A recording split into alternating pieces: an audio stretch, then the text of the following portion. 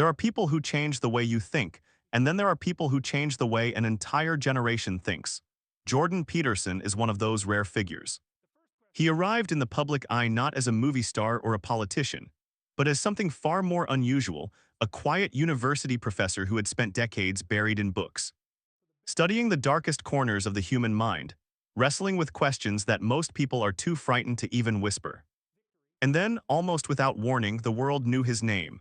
Millions of people were watching his lectures at midnight, not because they had to, not because a teacher assigned it, but because something in his words felt like a hand reaching through the screen and grabbing them by the collar, refusing to let go. He spoke about responsibility, about meaning, about the particular kind of pain that comes from living a life that doesn't belong to you. People wept in his audiences. Complete strangers sent letters saying he had pulled them back from the edge. Young men who had felt invisible for years wrote to him saying, "For the first time in my life, someone finally said what I needed to hear. But here is what almost no one saw coming." Behind the man who told millions to stand up straight, to face the storm of life with courage and clarity, something devastating was quietly taking shape. The very person who had become a beacon of strength for an entire generation was fighting a battle so brutal, so relentless, so physically and mentally consuming, that the people closest to him weren't sure he would make it through. This is not a highlight reel. This is not a story about a man who had it all figured out. This is the real story of Jordan Peterson, the crisis that nearly destroyed him, the suffering he never expected to face, and the long, complicated road that followed. Jordan Peterson is not a simple man to define, and that is precisely what makes his story worth telling. He is a clinical psychologist, a professor, an author, a public intellectual who stepped into the arena of ideas at a moment when the culture was hungry for exactly the kind of conversation he was willing to have. His book sat on bestseller lists for what felt like forever. His lectures gathered hundreds of millions of views. His debates became cultural flashpoints that people still argue about around dinner tables today. But beneath all of that, beneath the fame and the controversy and the sold-out arenas, there is a story that is far more human than any of those surface details suggest. It is the story of a man who built an entire philosophy around the idea of confronting suffering honestly, and then found himself face to face with suffering of his own, the kind he had never fully prepared for. It is a story of resilience, yes, but also of collapse, of fear, of a long and uncertain climb back toward the light. Long before the cameras found him, long before the viral clips and the speaking tour and the polarizing headlines, Jordan Peterson was just a boy growing up in a small town buried deep in northern Alberta, Canada. The kind of place where the winters are long and brutal, and the world outside feels very far away. The kind of place where you learn early that life is not particularly interested in your ambitions, and that if you want something, you are going to have to go and take it yourself. He was a strange and serious child, the kind of boy who didn't fit neatly into the world around him. While other kids were out running around, young Jordan was inside, reading, thinking, sitting with questions that had no clean or comfortable answers. Even then, there was something restless in him, something searching. It wasn't a hunger for fame or money or recognition. It was a hunger for understanding. He wanted to know why people suffered, why civilizations crumbled, why ordinary human beings, people who seemed perfectly normal on the surface, were capable of extraordinary cruelty. And more urgently, how anyone was supposed to live a decent life in the face of all that darkness. These weren't passing curiosities, they were obsessions. Deep, grinding obsessions that would quietly shape every decision he made from that point forward. He began studying political science, drawn to the large-scale patterns of human behavior, but something kept pulling him deeper. He eventually realized that the chaos he was trying to understand wasn't primarily out there, in governments or institutions or political movements. It was inside people. Inside the architecture of the human mind itself. He pivoted to psychology, pursued his doctorate, wrote his dissertation, and then stepped into a university classroom and discovered something that would define the next chapter of his life. He could teach in a way that was unlike almost anything his students had encountered before. He didn't read from notes. He didn't recite a carefully prepared lecture. He stood at the front of the room and thought out loud, drawing unexpected threads between mythology and psychology. Between the ancient stories humanity had been telling itself for thousands of years, and the very modern suffering playing out in his students' lives. The connections he made were startling. The room would go quiet in a way that didn't feel like boredom. It felt like recognition. Word spread. Students who weren't enrolled in his courses started showing up anyway. Something about this man made people feel seen in a way that was genuinely difficult to explain. And yet, for years, he remained invisible to the wider world, just a professor. A compelling one, a remarkable one, but still just a professor working quietly inside the walls of academia, filling notebooks with ideas about order and chaos, about meaning and suffering, about the maps the human mind constructs to make sense of an incomprehensible world. The work was personal, deeply personal. It was the work of a man not just trying to understand humanity in the abstract, but trying to understand his own life, his own darkness, his own long struggle with depression and anxiety, and a mind that refused to stop turning, even when he desperately needed it to rest. That rawness, that willingness to speak from a place of genuine private struggle rather than polished academic authority, would eventually become the most powerful thing about him. But first, the world had to find him, and the way that happened no one could have predicted. Something shifted, and it shifted in the most unexpected way possible. Peterson made a decision that many people around him thought was professionally reckless. He spoke out publicly against a piece of proposed legislation that he believed posed a serious threat to free expression. He stated his position clearly, calmly, and with the kind of precision that made it very difficult to simply dismiss. And then the pressure came. There were protests outside his university, demands from within his institution, colleagues who urged him to step back. An overwhelming social force pushing him toward a very simple exit ramp. Just apologize, retract, go quiet, and this all goes away. He didn't move, and something remarkable happened as a result. People who had never heard the name Jordan Peterson suddenly knew exactly who he was, not necessarily because they agreed with his position, but because watching someone hold their ground under that kind of pressure was, in that specific cultural moment, absolutely electrifying. The interviews that followed were unlike anything most viewers were accustomed to seeing. He was calm where they expected anger. He was precise where they expected bluster. He pushed back against loaded questions with a kind of surgical, almost clinical logic that left some interviewers visibly unsettled, scrambling for footing they couldn't quite find. One interview in particular moved across the internet with extraordinary speed. It was long, dense. It covered territory most television conversations never go near. And millions of people didn't just watch it, they watched it multiple times. They shared it, they dissected it, they sent it to their fathers and their brothers and their friends. The comment sections were full of something that felt different from the usual noise. People writing things like, "I watched this 5 times, I haven't felt this understood in years. Why has no one ever spoken to me like this before?" And then the book arrived. 12 Rules for Life landed in the cultural conversation like almost nothing else of its kind. It wasn't a conventional self-help book. It didn't promise easy transformation or quick fixes. It was demanding, philosophical. It expected something from the reader, and the reader apparently was more than willing to give it. It became one of the most widely read books of its era, published in dozens of languages, discussed in university classrooms and prison reading programs and living rooms around the world. Suddenly, Jordan Peterson wasn't just a professor with an unusual gift for teaching. He was a global figure, speaking directly to an audience that felt, rightly or wrongly, that the mainstream conversation had moved on without them. He became a symbol, a lightning rod, a figure of fierce admiration and fierce opposition, sometimes within the same household. But in the middle of all that noise, something was unfolding inside his family, quietly and painfully, that the world had not yet been allowed to see. At the height of his influence, Jordan Peterson carried something with him that no one in the audience could see from their seat. He stood in front of sold-out arenas, speaking for hours at a time without notes, holding thousands of people in the kind of silence that only comes when a room full of strangers collectively feels something real. People lined up afterward, not just for a photograph or a signature. They lined up because they had something they needed to say. Something they had been carrying for a long time and had never found the right place to put down.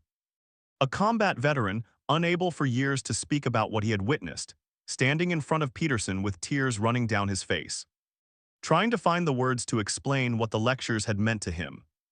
A young man saying quietly that a single chapter of the book had stopped him from making a decision he could never have taken back. These were not isolated moments. They happened constantly at every event in every city. And while each one carried genuine meaning, the cumulative weight of them was enormous. Peterson was not just giving lectures. He was absorbing something from every person who came to him, and the burden of that, on top of everything else, was heavier than it appeared from the outside. He spoke about this himself. About the strange and uncomfortable paradox of becoming a figure onto whom so many people projected their deepest hope for healing, while quietly carrying wounds of his own that hadn't fully closed. And then came the news that stopped everything. His wife, Tammy, the woman who had been beside him through all of it, was diagnosed with a serious illness. The kind of diagnosis that doesn't arrive gently. The kind that lands like a weight in the center of the room and changes the atmosphere of every moment that follows. Peterson, who had built an entire body of work around the idea of facing suffering honestly, of not looking away from the painful things, now faced the most intimate version of that test he had ever encountered. He kept working, he kept touring. He kept showing up for the lectures and the interviews and the debates, because stopping didn't feel like something he was allowed to do, and because the work, in some ways, was the only thing keeping him moving in a forward direction. But beneath the surface of a public life that showed no signs of slowing down, something was quietly accumulating. A kind of pressure that builds in silence, invisible until the moment it can no longer be contained. The man who told the world to pick up its burden and carry it was carrying far more than anyone watching him fully understood. And then the crisis arrived. What happened next did not stay private for long. It became public, not because Peterson chose to perform his suffering for an audience, but because the situation became impossible to conceal. And because he and his daughter Michaela eventually chose the harder path, speaking openly rather than allowing rumors and speculation to shape the story in their absence. What came out was startling. In the wake of his wife's diagnosis, Peterson had been prescribed a benzodiazepine, a medication intended to help him manage the severe anxiety that had built up during that period. It was a clinical decision made by real doctors under genuinely difficult circumstances. No one involved was acting carelessly. But what followed was a dependency that proved almost impossibly difficult to break. Benzodiazepine withdrawal is not what most people imagine when they think of withdrawal. It is not just discomfort or restlessness. It can be physically agonizing in ways that are hard to fully describe. It can produce symptoms that closely mimic serious neurological illness. It can last for months, sometimes far longer. And for Peterson, the experience was severe enough that the conventional approaches available in North America were not bringing relief. He ended up in Russia for emergency medical treatment, then in a specialized facility equipped to handle severe withdrawal cases. The treatment was intensive, the recovery was slow. And the outcome, for a time, was genuinely uncertain. His daughter Michaela described watching her father go through something she had not been remotely prepared to see. The man who had appeared almost preternaturally composed in every public setting was now fragile in ways that frightened the people who loved him. He contracted pneumonia during this period. There were moments when those closest to him genuinely did not know what was going to happen. The public watched and waited.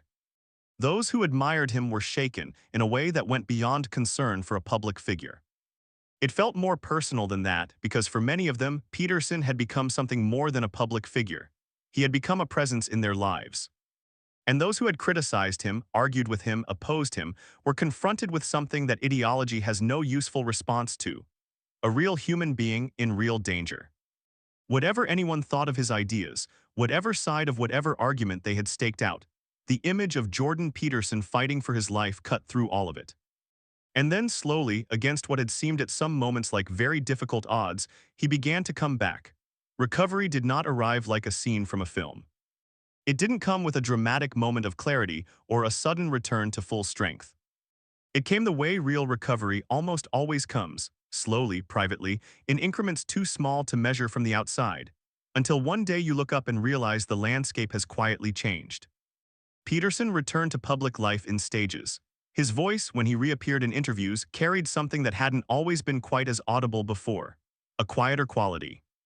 A kind of weight that felt earned rather than performed. Something that people who had followed him for years noticed immediately, even if they couldn't immediately name what was different. He spoke about what had happened with the same directness he had always brought to difficult subjects, except this time he was the subject. He described the physical suffering without minimizing it. He described the fear. He described what it felt like to be a person who had built an entire public identity around the idea of facing chaos without flinching, and then found himself genuinely unable to stand up. And the way he talked about it said something important.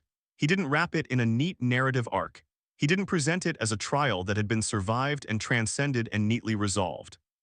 He talked about it the way he had always talked about suffering, as something real and ongoing, something that doesn't transform into clean meaning on its own, something that has to be integrated, carried, lived with, rather than simply overcome and left behind.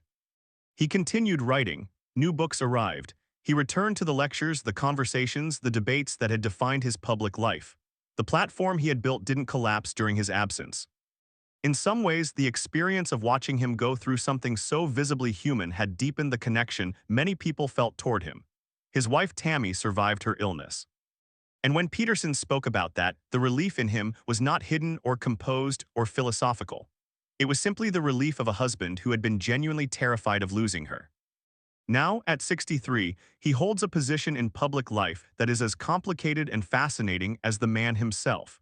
He is still one of the most discussed intellectual figures anywhere in the world. Still capable of filling an arena. Still generating conversations that split opinion right down the middle. Still producing work that his supporters regard as essential and his critics regard as dangerous. And that most honest observers would admit is almost certainly neither quite as essential nor quite as dangerous as either side believes. But he also carries something now that he didn't carry before, at least not visibly. He carries the story of what happened to him.